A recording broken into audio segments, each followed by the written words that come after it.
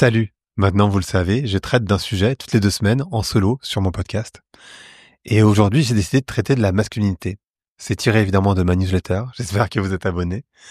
Et je voulais vous parler de masculinité parce que c'est un sujet qui est compliqué. Comme l'expose brillamment la série Adolescents, les hommes ne savent plus vraiment être des pères. Ils ne savent plus quel code suivre. Et pour moi, c'est un challenge, en fait, de traiter de ce sujet, tant on a l'impression, en tant qu'homme en tout cas, de marcher sur des œufs. Et j'ai décidé malgré tout de relever le défi. Parce que la semaine dernière, je discutais avec un ami, qui est un ami de longue date, père de 2 garçons adolescents. Et la voix un peu incertaine, il m'a confié: «Ah, tu sais Greg, je sais plus quoi leur dire. Comment être un homme aujourd'hui? Quels conseils leur donner quand moi-même, je n'y comprends plus rien?»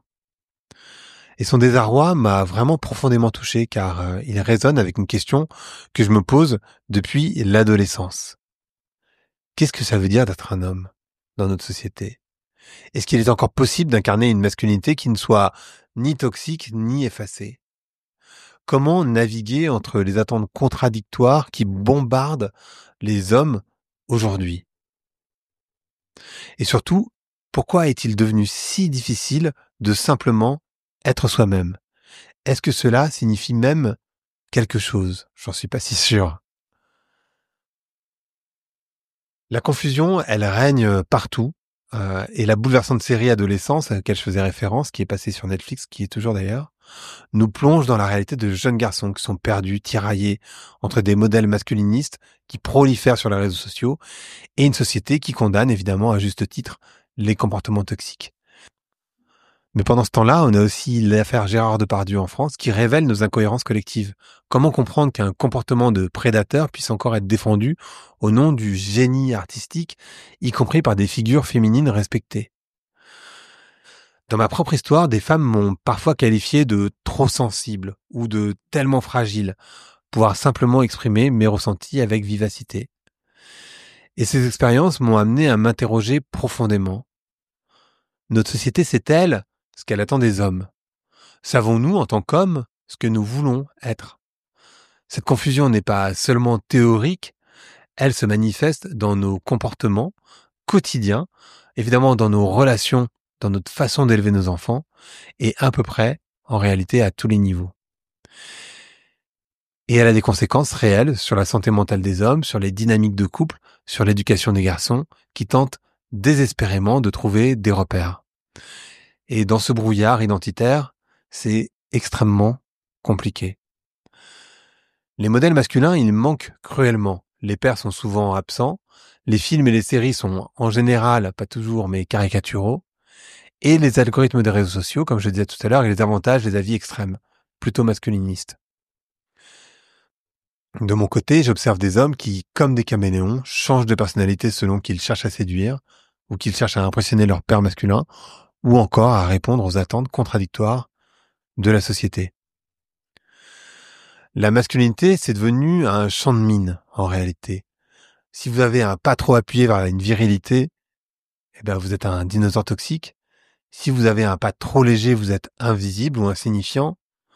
Et ce numéro d'équilibriste épuise des générations entières d'hommes qui ne savent plus qui ils sont censés être. Alors aujourd'hui, je plonge sans retenue dans cette question qui est, je crois, explosive.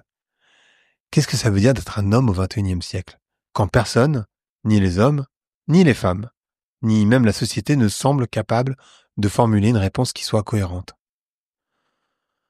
C'est étrange parce que paradoxalement, pour un homme, parler de masculinité, ça reste compliqué. En ce qui me concerne, j'ai l'impression de dire une bêtise parfois, ou en tout cas d'avoir peur de le faire et de ne pas être légitime. J'avais d'ailleurs expliqué à Angelo Follet sur son podcast cette peur d'être un homme. Et il y a quelques années, mais en fait la peur est toujours là, d'une certaine manière. Mais aujourd'hui, je me sens plus légitime que jamais pour mettre les 2 pieds dans le plat. Je vais commencer par mon histoire personnelle parce que je crois qu'elle offre quelques clés de compréhension. Enfant, j'avais un père qui était pompier de Paris, musclé et plutôt ce qu'on appelle viril, une sorte de super-héros en quelque sorte, mais un super-héros qui était chroniquement absent, qui ne prenait pas le temps pour ses enfants Il était commercial avec le Maghreb, donc il était souvent en voyage et par ailleurs, il ne nous a pas beaucoup accompagnés. Il ne nous a pas appris à faire du vélo, il n'a pas joué avec nous. Il était un excellent bricoleur, mais chaque fois qu'on essayait de l'aider et d'être curieux, il nous rejetait en nous disant que nous étions des incapables, mon frère et moi. C'était pas forcément méchant, d'une certaine manière, c'était juste réaliste. On lui faisait perdre du temps. Et si je partage ça, c'est parce que je ne crois pas être le seul homme à avoir eu un père absent. Et donc un manque d'amour, sans doute inconscient, et surtout un père qui était vraiment, je crois, aimant et gentil, mais loin de la paternité idéale. Alors mon père nous a quittés il y a 9 ans, je n'ai pas eu l'occasion de parler de ça avec lui malheureusement. En parallèle, ma mère avait arrêté de travailler pour s'occuper de nous, mon frère et moi, donc encore un modèle un peu patriarcal de toute évidence. Et moi j'ai passé de très nombreuses journées dans le jardin de la cité à écouter les conversations de ma mère et ses amis. Ça a été pendant des années. Et je crois que c'est peut-être de là que vient mon lien si particulier avec les femmes. Les conversations profondes et ma facilité à m'entendre avec elles. J'ai grandi avec une bande de garçons, et adolescents, on traînait, on faisait les 400 coups, on faisait aussi beaucoup de skate. Mais mon caractère s'est véritablement ancré, je crois, vers 13-14 ans, quand je me suis lié d'amitié avec Émilie. Émilie, c'était ma première amie, c'est toujours une amie très chère. Et on s'écrivait des lettres, on s'écrivait tous les jours, on s'appelait jusqu'à rendre fous nos parents respectifs. Et quand ils en avaient assez, j'allais dans la cabine téléphonique du quartier. Parce que oui, il n'y avait pas de téléphone portable à l'époque. Ceux qui savent, savent. Et on continuait nos échanges. Cette relation, qui était parfaitement platonique, puisque en parallèle, Émilie était la petite amie de mon meilleur ami, avait une profondeur incomparable pour moi, avec les discussions que je pouvais avoir avec des garçons. Et elle a nourri en moi une sensibilité qui ne demandait, je crois, qu'à éclore. Depuis lors, mes amitiés sont très majoritairement féminines. Je dirais qu'elle représente entre 85, peut-être 90% de mon entourage proche. C'est drôle parce que on qualifie la sensibilité, l'écoute, la vulnérabilité de valeurs féminines. Pourtant, elles ne sont pas genrées, je crois pas, ce ne sont pas des qualités genrées, ce sont simplement des qualités humaines. Et encore plus intéressant, drôle d'une certaine manière, c'est que, marque de nos sociétés et de manière très curieuse, même aujourd'hui, je ressens le besoin de préciser que j'ai toujours été attiré sexuellement par les femmes. Comme si une petite voix m'imposait cette clarification de peur que vous nous fassiez d'autres suppositions. Ce qui serait pas très grave en réalité, mais tant qu'à être hétéro, autant l'être jusqu'au bout. C'est quand même la preuve que les préjugés ont la peau dure, même à l'intérieur de moi-même. Et j'ai conscience que c'est idiot, mais j'ai choisi de vous partager de manière sincère ce que je ressens. En 2 mots, ma vie s'est construite très majoritairement sur des amitiés hommes-femmes, authentiques. N'en déplaise à ceux qui pensent que ces amitiés n'existent pas.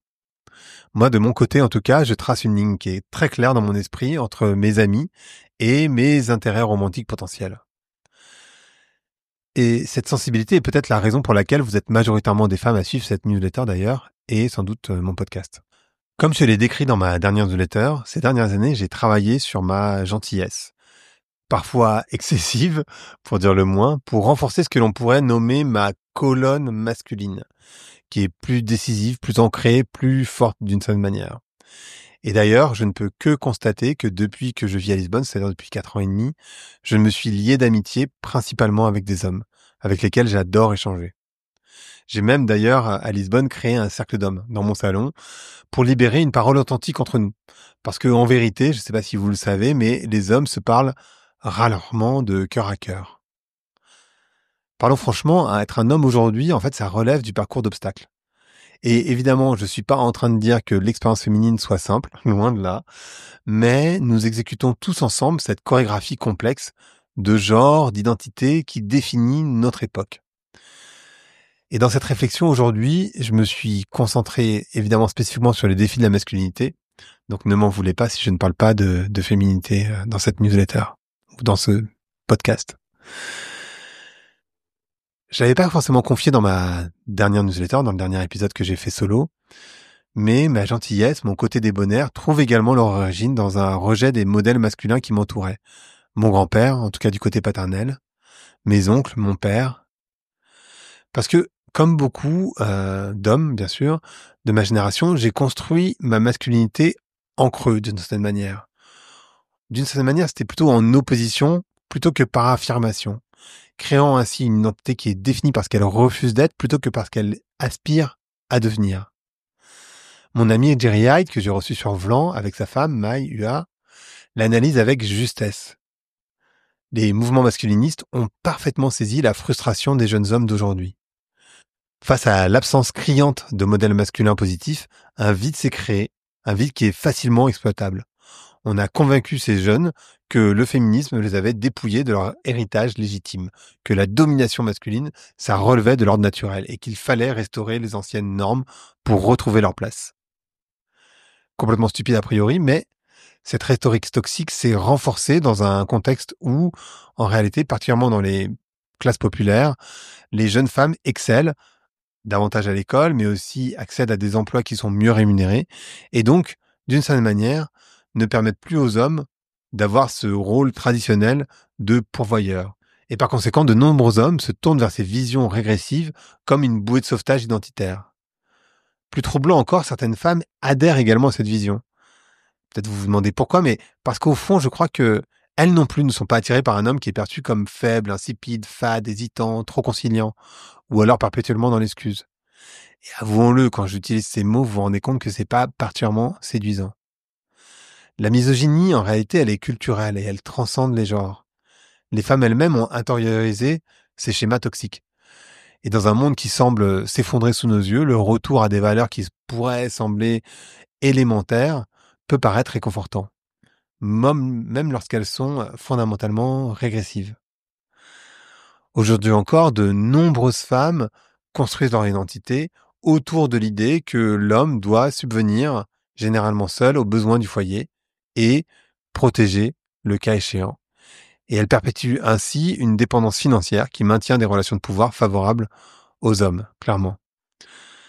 Dans le même temps, cette masculinité en creux, qui est vide, voire fantomatique, elle est née de l'absence de modèles positifs, on en a déjà parlé. Et ça, c'est devenu la norme. Et face à ce flou identitaire, l'image de l'homme misogyne traditionnel apparaît peut-être comme un phare de clarté pour certaines. Il est puissant, facilement identifiable, il est prospère, il est entouré de belles femmes et propriétaire d'objets ostentatoires. Pour des jeunes qui peuvent être désorientés, anxieux, comme pour des adultes élevés dans des paradigmes obsolètes, cette masculinité toxique, elle devient séduisante par défaut. Les pères démissionnaires provoquent des bouleversements profonds dans le développement de leurs enfants, et c'est aussi vrai chez les filles qui connaissent d'ailleurs, et c'est statistique, plus de grossesses adolescentes. En réalité, à force de réduire la paternité à un rôle économique et social, défini par le statut et l'apport financier, on est en train d'assister aujourd'hui à un désastre identitaire, dont les conséquences ne font que commencer à se manifester, je crois. Et pour démêler ces questions complexes, j'ai voulu remonter à la source, en tout cas au moment où la culture pesait sans doute moins lourd sur nos comportements. Je pense évidemment à la préhistoire. Alors, la préhistoire humaine s'étale sur 2,5 millions d'années et elle représente en réalité 99,8% de notre histoire. Donc, évidemment, vous imaginez bien qu'elle est constituée de multiples phases. Mais pour faire court, on va dire, quand on interroge des experts, et vous pouvez écouter l'épisode 204 avec Marilène Patou-Matisse, qui est une préhistorienne, il leur est impossible de définir clairement des rôles genrés à cette époque. D'abord, il est prouvé que les femmes chassaient autant que les hommes. Et oui, elles chassaient le mammouth, évidemment. Et non, nos ancêtres n'avaient pas établi de rôle de l'homme dans la reproduction, ce qui empêchait évidemment tout système patriarcal structuré, puisque l'homme, du coup, n'avait, pour eux en tout cas, aucun rôle dans la procréation. Et c'est intéressant, mais la sédentarité des femmes, elle est en réalité apparue avec la fin du nomadisme et donc l'invention de l'agriculture. Et c'était seulement il y a 10 ou 15 000 ans, à peu près. Et quant à l'imagerie de la femme préhistorique restant dans la grotte et tirée par les cheveux par un homme des cavernes, j'imagine que vous l'avez en tête. En fait, cette imagerie, elle a été créée au 19e siècle et ne représente aucunement une réalité historique. Il s'agit simplement d'une projection d'une époque sur une autre. Pour aller plus loin, j'ai eu l'immense plaisir de recevoir l'un des primatologues les plus respectés au monde. Il s'appelle Frans de Waal. Primatologue, ça veut dire qu'il s'intéresse aux primates, comme nous, bien sûr. Car au final, tout autant que nous sommes plus proches des humains préhistoriques qu'on aimerait bien le croire, en fait, on est aussi, évidemment, bien sûr, des primates. Et on est très proche des grands singes. Et ces conclusions sont éclairante. La distinction entre le sexe biologique et l'identité de genre, elle est évidemment cruciale. Son bouquin d'ailleurs s'appelle Différent. Si une identité biologique existe, l'identité de genre est largement formée par l'imitation et l'apprentissage social. Les enfants observent et reproduisent les comportements associés à leur genre, et ça active chez eux le centre de récompense au niveau du cerveau. Et si les différences physiologiques sont indéniables, évidemment, on ne va pas remettre en question le cycle menstruel, la gestation, l'allaitement, qui sont a priori exclusivement féminins. En fait, la conséquence surtout de tout ça, c'est que les mâles ont tendance à considérer leur corps comme moins important. Mais en réalité, la différence semble s'arrêter là. Contrairement aux idées reçues, l'instinct maternel, tel qu'il est conçu, n'existe pas vraiment. Il y a une attirance, effectivement, des femelles, on parle des primates évidemment, vers les bébés, mais les compétences maternelles s'apprennent par l'observation. Il y a une attirance des femelles vers les bébés, mais les compétences maternelles s'apprennent par l'observation. Et d'ailleurs, quand une femelle meurt et laisse un bébé derrière elle, ce n'est pas une autre femelle qui prend le relais avec les bébés, mais un mâle, qui développe alors dans son cerveau les mêmes éléments qu'une femelle, et ce sont des éléments qui ont attrait aux soins. Il est vrai qu'à la naissance, les mâles sont un peu plus turbulents et plus actifs que les femelles, mais encore une fois, une partie de ce comportement est aussi générée par du mimétisme social pour répondre aux exigences du centre de récompense au niveau du cerveau. Et c'est important de bien comprendre cette différence. De même, l'idée qu'un mâle cherche nécessairement de nombreux partenaires tandis qu'une femelle serait sélective est totalement fausse. En fait, chez les chimpanzés et chez les bonobos, De Waal nous explique que les femelles primates sont également entreprenantes sexuellement et recherchent souvent de multiples partenaires.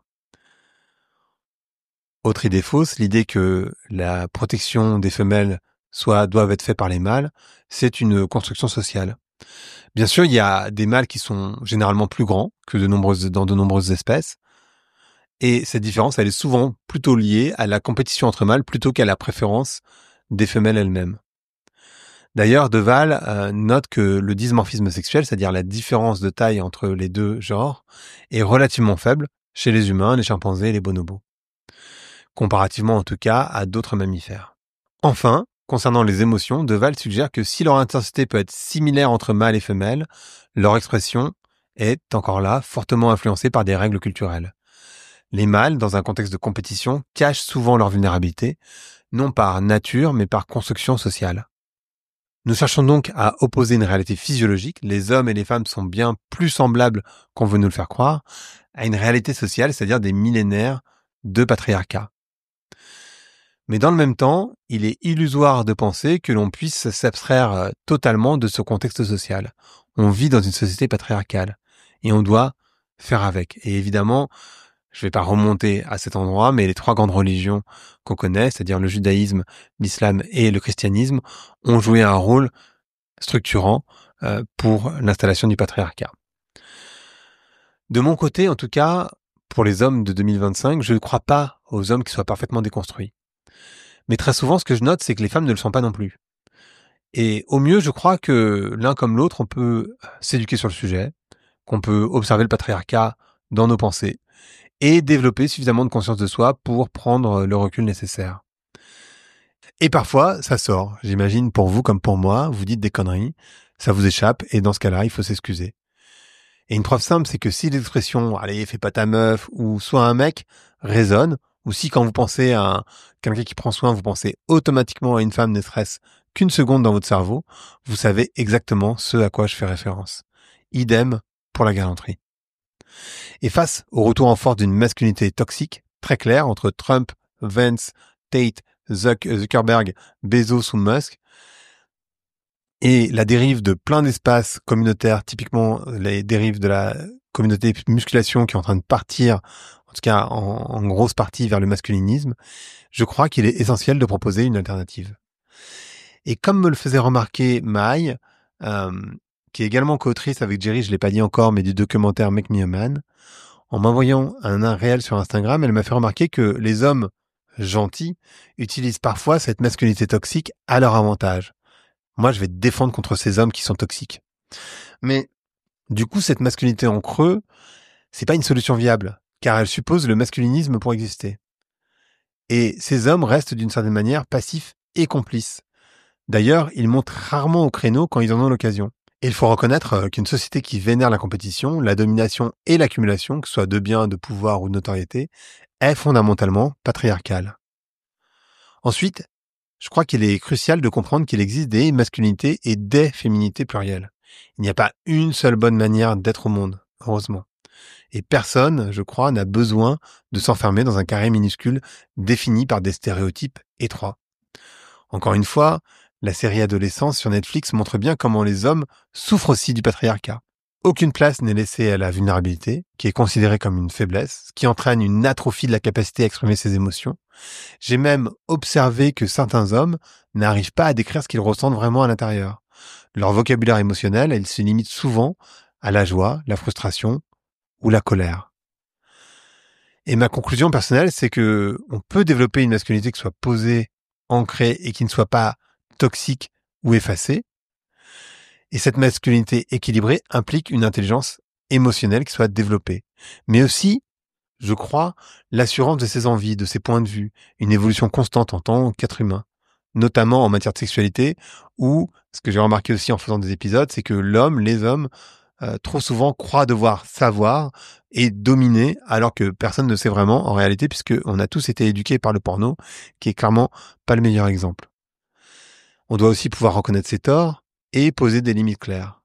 En fait, comme le résume Jerry, je crois que c'est la définition la plus parfaite, il s'agit simplement d'être un adulte.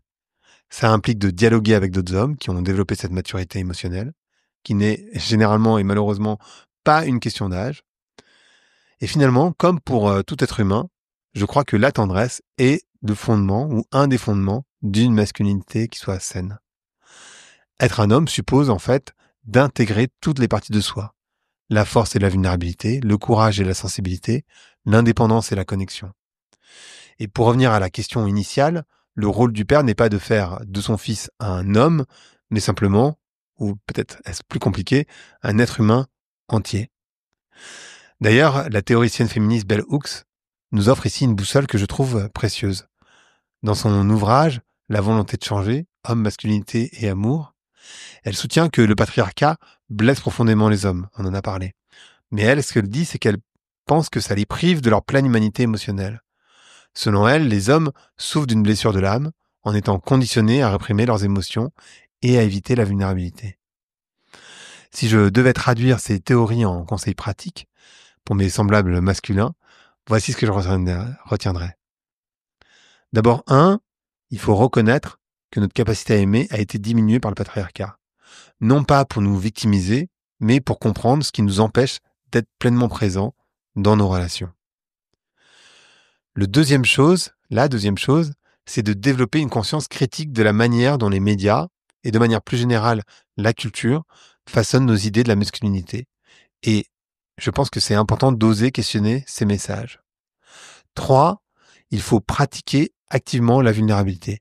Non pas comme une faiblesse, mais comme la plus grande des forces qui soit, évidemment. Comme l'écrit Bell Hooks, l'amour ne peut pas fleurir dans une culture de domination. C'est impossible. Et puis 4, créer des espaces entre hommes, où l'on peut partager ouvertement ses peurs, ses doutes, ses émotions, et évidemment, sans jugement. Il y a un 5e point aussi que je trouve intéressant, c'est qu'il faut embrasser ce que Hooks appelle une éthique de l'amour, qui valorise la connexion, le soin des autres et la croissance personnelle au-delà de la performance de virilité.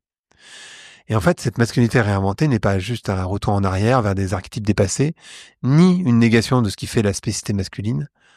En fait, c'est une proposition d'avenir, un équilibre dynamique qui répond aux besoins, que je crois profonds, des hommes, tout en s'inscrivant dans une société qui aspire à l'égalité. Je crois que le temps est venu de dessiner ensemble ce que pourrait être cette masculinité du XXIe siècle. Pas à lavette, pas à macho, mais juste pleinement humaine.